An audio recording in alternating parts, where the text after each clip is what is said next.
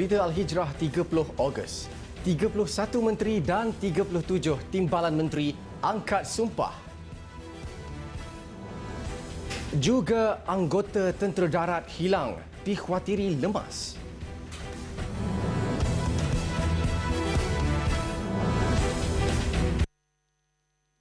Bismillahirrahmanirrahim. Assalamualaikum warahmatullahi wabarakatuh. Berita Al-Hijrah malam ini bersama saya, Al-Muhsin Muhammad Nur. Yang di-Pertuan Agong Al-Sultan Abdullah Riayatuddin Al-Mustafa Billah Shah berkenan menyempurnakan istiadat pengurniaan surat cara pelantikan dan istiadat mengangkat sumpah jawatan dan setia serta sumpah rahsia kepada 31 menteri dan 37 timbalan menteri persekutuan di Istana Negara hari ini. Istiadat yang bermula jam 2.30 petang itu berlangsung hampir 2 jam. Istiadat mengangkat sumpah jawatan Menteri Kabinet baru dimulakan dengan pengurniaan surat cara lantikan kepada beberapa jemaah menteri. Ia didahului Datuk Seri Muhammad Azmin Ali, Datuk Seri Hishamuddin Hussein, Tengku Datuk Seri Zafrul Tengku Abdul Aziz, Datuk Seri Fadilah Yusof, Datuk Dr. Muhammad Razi Majidin, Datuk Seri Wee Ka Siong dan Datuk M. Saravanan. Menteri berkenaan kemudian mengangkat sumpah jawatan dan setia serta sumpah rahsia di hadapan Yang di-Pertuan Agong. Setelah dilantik memegang jawatan seorang anggota jemaah menteri.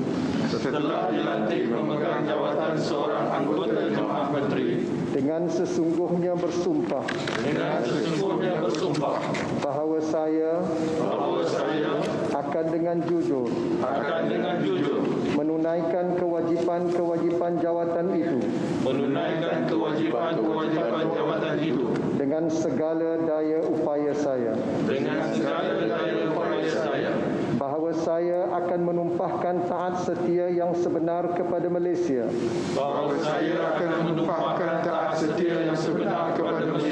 Dan akan memelihara. Melindungi.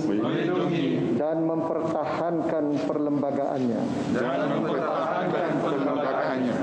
Upacara kemudian disusuli kumpulan kedua jemaah menteri diketuai Menteri Alam Sekitar dan Air Tuan Ibrahim Tuan Man sebelum diteruskan dengan kumpulan ketiga, keempat dan kelima yang masing-masing diketuai Menteri Komunikasi dan Multimedia Tan Sri Anwar Musa, Menteri Luar Negeri Datuk Saifuddin Abdullah dan Menteri Pembangunan Luar Bandar Datuk Sri Mahathir Khalid. Menyusul selepas itu, 37 timbalan menteri yang mengangkat sumpah jawatan di hadapan Yang di-Pertuan Agong. Ahli Parlimen Kimanis Datuk Muhammad Alamin yang dinamakan sebagai Timbalan Menteri Pendidikan tidak dapat hadir selepas beliau disahkan positif COVID-19. Dalam pada itu, istiadat angkat sumpah petang tadi tidak dapat dihadiri Perdana Menteri Datuk Seri Ismail Sabri Yaakob. Ini kerana beliau mula menjalani kuarantin kendiri setelah disahkan kontak rapat kepada pesakit COVID-19 hari ini. Perkara itu dimaklumkan pejabat Perdana Menteri dalam satu kenyataan media hari ini. Justru Perdana Menteri tidak dapat menghadiri istiadat pengurniaan surat cara pelantikan dan istiadat mengangkat sumpah simpan rahsia menteri dan timbalan menteri persekutuan di hadapan Yang di-Pertuan Agong Al-Sultan Abdullah Riayatuddin Al-Mustafa Billah Shah di Istana Negara petang tadi. Manakala itu, bagi sambutan Hari Kebangsaan 2021 yang dijadualkan berlangsung di Dataran Pahlawan Negara Putrajaya esok, Perdana Menteri dijadual akan menyertainya secara maya. Seorang anggota Tentera Darat Malaysia, TDM, dikhawatiri lemas selepas hilang ketika menjalani latihan penyusupan menyeberangi Sungai Pahang. Ketika kejadian, mangsa Lance Corporal Muhammad Azrin bin Muhammad Isa sedang melaksanakan fasa latihan taktikal menyeberangi sungai di sekitar kawasan Kampung Batu Bor. TDM dalam satu kenyataan media hari ini mengesahkan insiden berkenaan kejadian berlaku pada 29 Ogos jam 4.40 petang. Menurut kenyataan itu, TDM telah menggerakkan anggota operasi dan menyelamat pada jam 4.50 petang hari kejadian namun tiada penemuan sehingga kini. Operasi mencari dan menyelamat dilaksanakan bersama pihak Jabatan Bomba dan Penyelamat Malaysia JBPM Zon 2 Pahang. Opsar ini turut dibantu pihak Polis Diraja Malaysia PDRM, Angkatan Pertahanan Awam Malaysia APM dan orang kampung di kawasan di mana mangsa kali terakhir dilihat. TDM berharap masyarakat tidak membuat sebarang spekulasi yang boleh mengganggu misi pencarian ini serta bagi menjaga perasaan waris mangsa yang terlibat. Pelajar sekolah antara 15 individu yang ditahan dalam parti liar awal pagi tadi. Sekumpulan remaja belasan tahun itu sanggup menyewa sebuah inap desa di Jalan Sukamenanti, Alor Star untuk mengambil dadah dan berhibur. Ketua Polis Daerah Kota Star, Assistant Commissioner Ahmad Syukri Mat Ahir berkata, ketika diserbu pada jam 3.30 pagi oleh sepasukan pegawai dan anggota dari bahagian siasatan jenayah narkotik Ibu Pejabat Polis Daerah IP di Kota Star, alunan muzik kuat berkumandang sehingga mengganggu ketenteraman penduduk berdekatan. Hasil serbuan, polis menahan 11 lelaki dan 4 perempuan. Kesemua mereka berusia antara 15 hingga 22 tahun dan kebanyakan mereka adalah remaja yang masih bersekolah. Jadi dalam serbuan tersebut, pihak polis juga menjumpai satu paket plastik berisi 4 biji pil berwarna ungu disyaki ekstasi yang disembunyikan di bahagian dapur dalam premis tersebut. Jadi kes disiasat di bawah Seksyen 12 2 Akta Dadah Berbahaya 1952. Daripada 15 tangkapan yang dibuat itu, 5 daripada mereka ini didapati positif setelah hujan urin air kencing diadakan terhadap mereka, dan mereka ini 5 orang daripada ini. Ahmad Syukri berkata kesemua yang ditahan turut dikenakan kompaun kerana melanggar prosedur operasi standard SOP, iaitu gagal menjaga penjarakan fizikal ketika berada dalam inap desa berkenaan. 4 pengamal perubatan tradisional mengaku tidak bersalah di Mahkamah Magistrate Kota Baru hari ini terhadap dakwaan dengan sengaja mendatangkan kecederaan ke atas seorang lelaki yang juga seorang bomoh awal bulan ini. Kesemua tertuduh membuat pengakuan itu sebaik pertuduhan dibacakan. Mengikut kertas pertuduhan, Muhammad Syamsul Izwan Midin 33 tahun, Idris Ishak 42, Muhammad Firdaus Muhammad Adnan 33 dan Muhammad Eric Muhammad Ramli 35 tahun selaku orang kenesaman OKS didakwa dengan sengaja mendatangkan kecederaan ke atas Ahmad Syahril Arif Zainul 39 tahun di sebuah inap desa Kampung Huda, Kota Baru pada 5 Ogos lalu. Bagi kesalahan berkenaan, mereka didakwa mengikut Seksyen 323 Kanun Keseksaan yang memperuntukkan hukuman penjara setahun atau denda maksimum RM2,000 atau kedua-duanya sekali. Pendakwaan dikendalikan Timbalan Pendakwa Raya Muhammad Syahril Ramli, manakala keempat-empat OKS diwakili Pegombela Muhammad Azrul Hashim Muhammad yang memohon jaminan minimum. Mahkamah kemudian membenarkan 4 lelaki itu diberi jaminan sebanyak RM3,000 setiap seorang, masing-masing dengan seorang penjamin, serta 4 Oktober depan sebagai tarikh sebutan semula kes. Media sebelum ini melaporkan Polis Kelantan mengesahkan menerima satu laporan membabitkan seorang bomoh berusia 39 tahun yang mendakwa dipukul sekumpulan lelaki berkaitan isu sihir 7 keturunan dan santau yang tular di media sosial awal bulan ini. Ketua Polis Kelantan Datuk Syafi'in Mamat berkata, kes berpunca daripada perselisihan faham antara sekumpulan lelaki dengan mangsa, iaitu seorang pengamal ilmu perubatan tradisional yang berasal dari Kangar, Perlis dan datang ke Kelantan bagi membincangkan urusan rawatan tradisional. Padah menggunakan wang palsu untuk membeli nasi dan rokok, seorang penganggur dihukum penjara 18 bulan oleh Mahkamah Session Kuantan.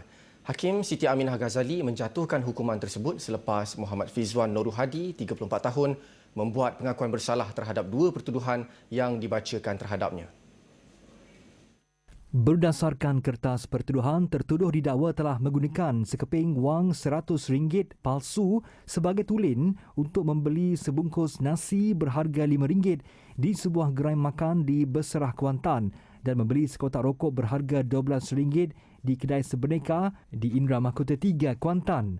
Kedua-dua pertuduhan dilakukan pada 9.30 pagi dan 3.18 petang pada 21 Ogos lalu. Pendakwaan terhadapnya dibuat mengikut Seksyen 489B Kanun Keseksaan yang memperuntukkan hukuman penjara maksimum 20 tahun dan boleh dikenakan denda. Terdahulu tertuduh yang tidak diwakili peguam memohon dikenakan hukuman yang ringan kerana mempunyai tanggungan ayah berusia 64 tahun. Bagaimanapun, Timbalan Pendakwa Raya Sharifah Nur Syuhada Tuan Mamat memohon hukuman yang setimpal kepada tertuduh sebagai pengajaran dan kepentingan awam. Mahkamah kemudian menjatuhkan hukuman penjara setahun bagi pertuduhan pertama dan penjara 18 bulan bagi pertuduhan kedua. Hukuman itu berjalan serentak daripada tarikh dia ditangkap 23 Ogos lalu. Surah Al-Mulk bergema.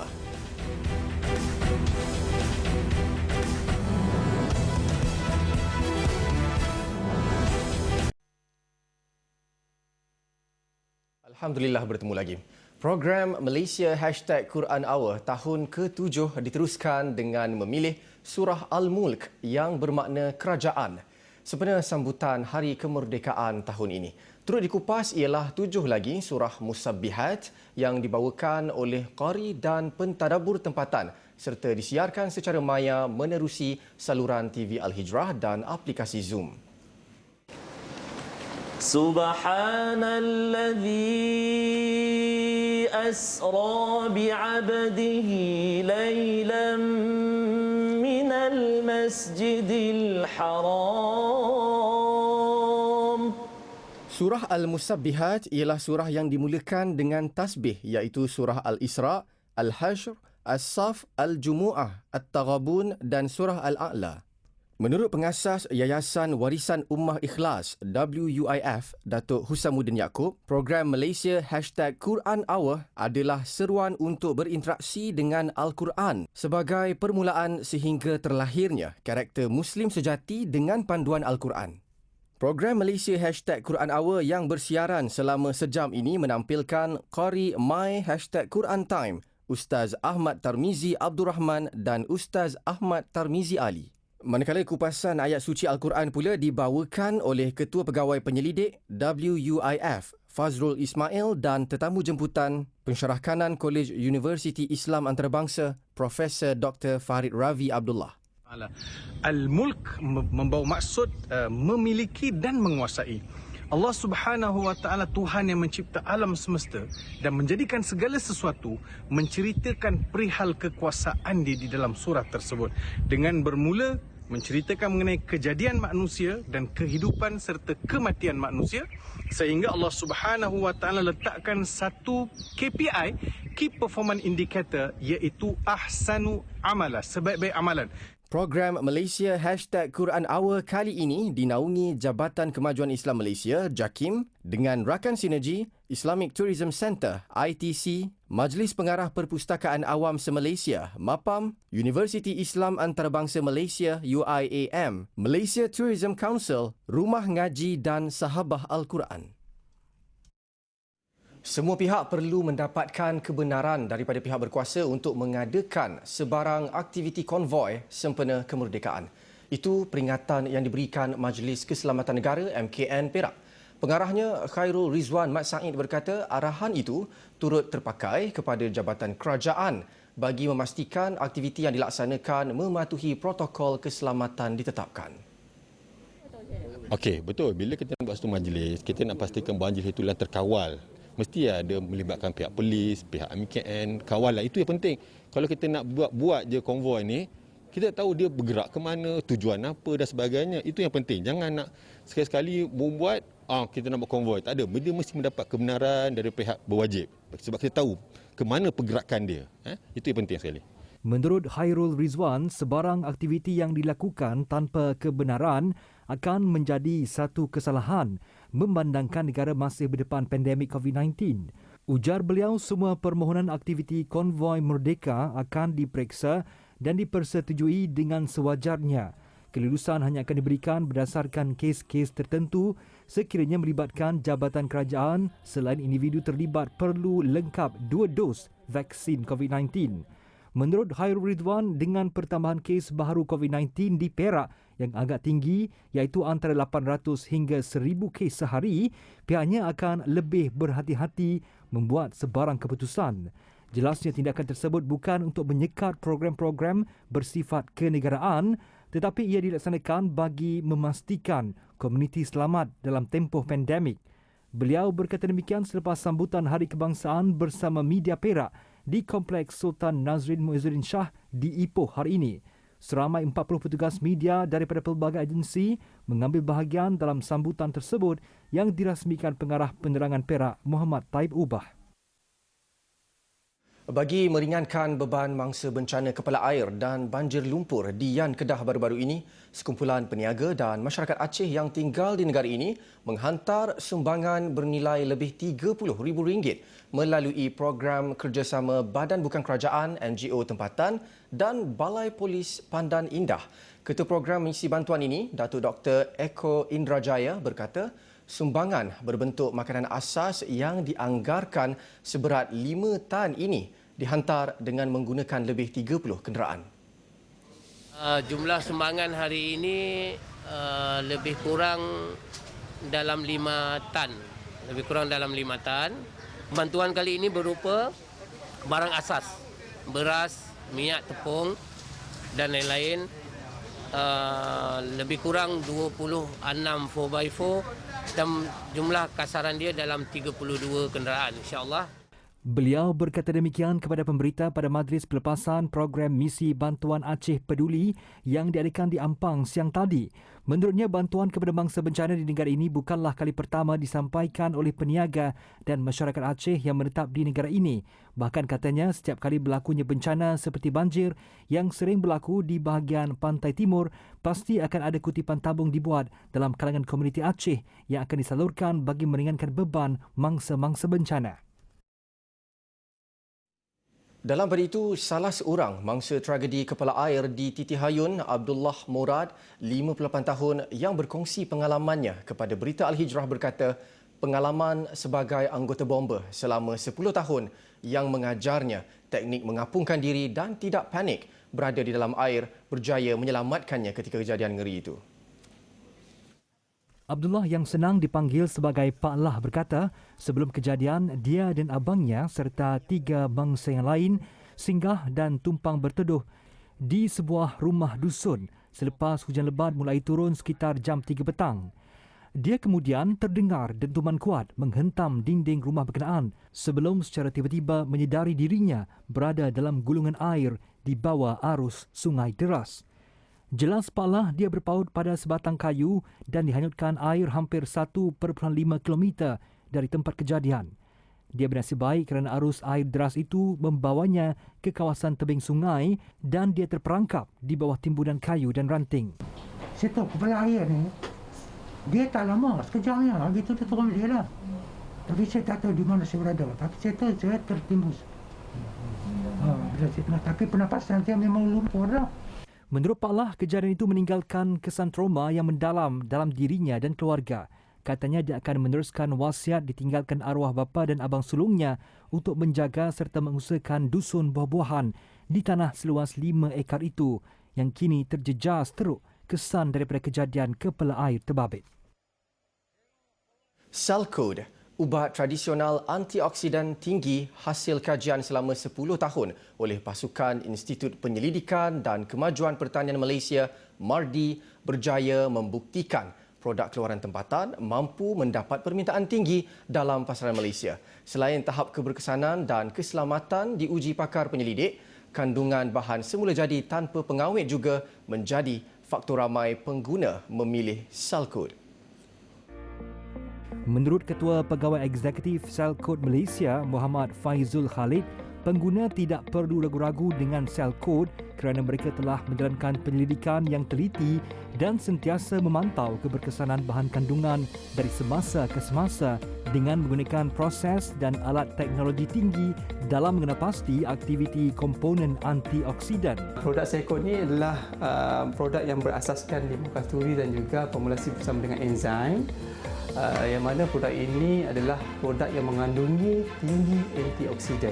Disebabkan hasil penyelidikan oleh pihak MARDI sendiri, di situ pun kita dah ada satu kepercayaan yang tinggi lah untuk orang ramai mencuba produk yang telah terbukti dia punya tahap keberkesanannya, keselamatannya, tanpa ragu-ragu, tanpa was-was untuk mencuba produk hasil penyelidikan ini. Dalam pada itu, Cellcode juga turut diuji menggunakan tikus makmal untuk mengesan tiada sebarang kandungan atau bahan terlarang yang akan merosakkan organ-organ dalaman seterusnya membahayakan kesihatan pengguna. Daripada hasil analisis darah yang kita perolehi selepas tikus diberikan sel kod selama 28 hari secara berterusan, kita dapati bahawa ketiga-tiga dos ini, iaitu dos rendah, sederhana dan tinggi tadi, tidak memberikan kesan-kesan atau simptom-simptom ketoksikan kepada tikus tersebut, dan tiada juga kesan kegagalan fungsi hati dan ginjal.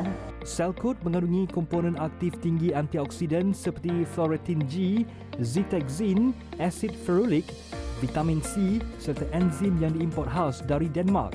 Sel kod juga berjaya merangkul beberapa anugerah emas dalam dan luar negara seperti anugerah emas INA Jerman pada tahun 2013. Mereka juga mendapat kelulusan daripada Kementerian Kesihatan Malaysia dan mendapat sijil pengiktirafan halal JAKIM. Sementara itu, Sel kod merupakan penerima program peningkatan enterprise Bumiputera BIP di bawah SME Corporation Malaysia.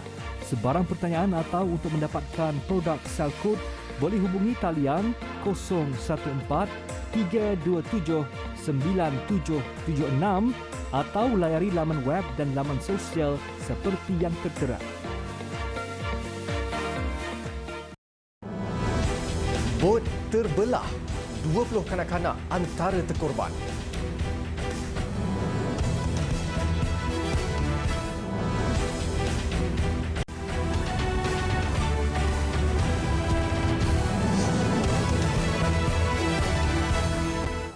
Baik, perkembangan taufan Aida yang melanda Amerika Syarikat. Taufan tahap 4 itu membadai pesisiran pantai Louisiana dan New Orleans hari ini. Setakat ini, 1 nyawa dilaporkan terkorban. Lebih membimbangkan, taufan Aida telah mencapai kelajuan angin maksimum 195 km sejam berbanding di Port Fourchon yang mencapai 160 km.